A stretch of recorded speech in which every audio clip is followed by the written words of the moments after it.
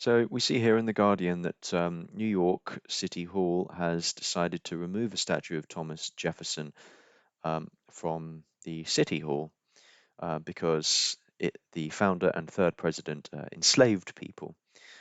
Blah, blah, blah, blah, blah. It's going to be moved to the New York Historical Society. The City Public Design Commission, whose members are appointed by the mayor, Bill de Blasio, voted earlier in the day to exile the statue, sculpted in 1833, to the society on a 10-year loan. Um, Really neat, pert little example here of how particularly Anglosphere countries, especially Britain, are always downwind of America culturally, because we're seeing the exact same thing happen in London with uh, our mayor, Sadiq Khan. Or I no longer live in London, thank God, but yeah, Sadiq Khan has his own commission, and he's using it to try to rename a number of street names in London because they've been deemed offensive or colonialist or racist or whatever it is that they're calling them. So very nice example here. I mean, Bill de Blasio undoubtedly shares Sadiq Khan's politics in the broadest sense.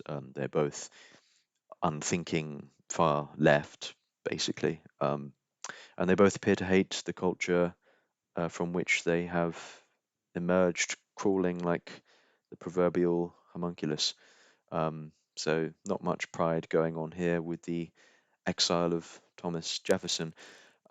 As it happens, I'm not entirely against the removing of statues so long as they're done legally, as long as it's done legally.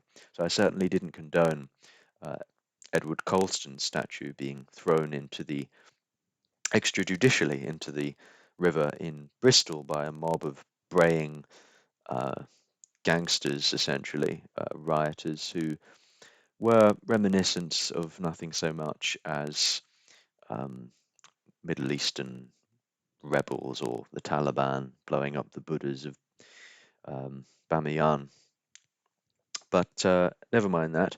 There's something particularly sad about this because obviously Jefferson isn't like other statues, you might say. You know, he's not had anything like the cloud of controversy that um, Robert E. Lee, for example, has had for a very long time in the South, and a number of Robert E. Lee's statues have been removed over the last few years.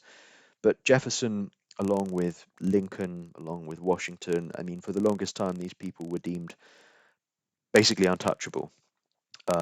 It was known that Jefferson had slaves. I'm not sure about Washington, and I'm not sure about the others, but it wouldn't surprise me if they did.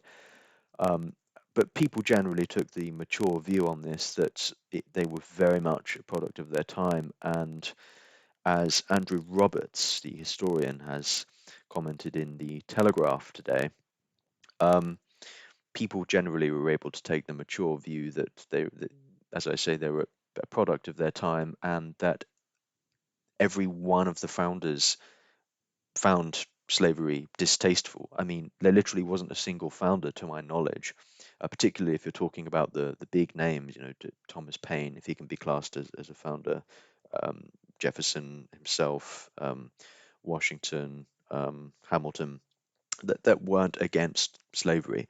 They just didn't think it was literally unthinkable to abolish it at the time, as far as I understand. There was a tantalizing moment early on in the drafting of the Constitution, which obviously Thomas Jefferson, well, he wrote the Declaration of Independence, but there was this tantalizing moment in the birth pangs of America, mostly spearheaded by Tom Paine, um, under the influence of Burke, as it happens, our own Edmund Burke, who was no fan of colonialism and argued that we ought to be treating uh, the colonies in America and indeed India with rather more um, beneficence.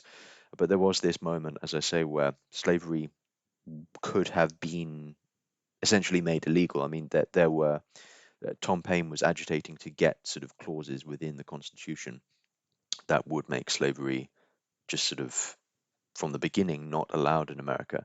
Sadly, that wasn't to be. But it's no reason to completely dismiss people like Thomas Jefferson just for having slaves. So many people had slaves at the time. It was not controversial. And indeed, one of the weirdest things about the whole conversation about slavery that's been going on in the so-called culture wars for the last several years is that very few people on the far left, very few people on one side of that culture war, ever seem to be particularly aware of just how unnovel slavery was at the time. They seem to think that slavery was an especial evil of Britain before it abolished it.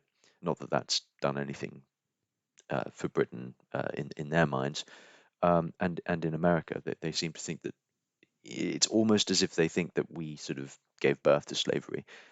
They never acknowledge that slavery was the norm for thousands of years in literally every human culture and civilization you could shake a stick at. The pyramids were built on slavery.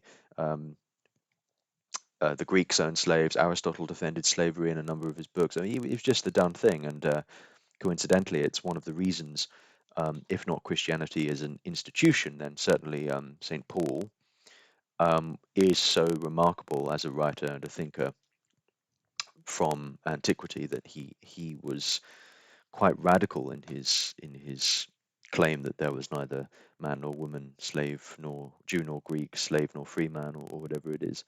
Um, but that's just by the by. Um, so yeah, there's nothing particularly mature about this removal of Thomas Jefferson's statue, and it betokeneth nothing but ill, I'm afraid.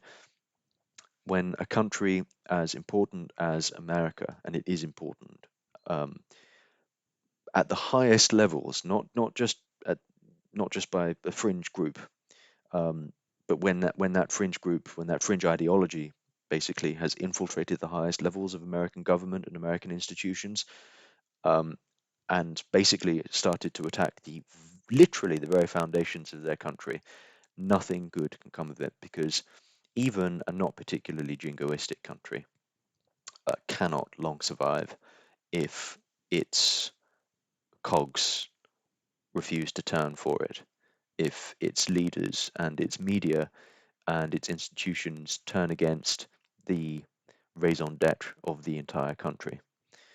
So it's not looking good for America, and this is just but a small symptom in the general malaise.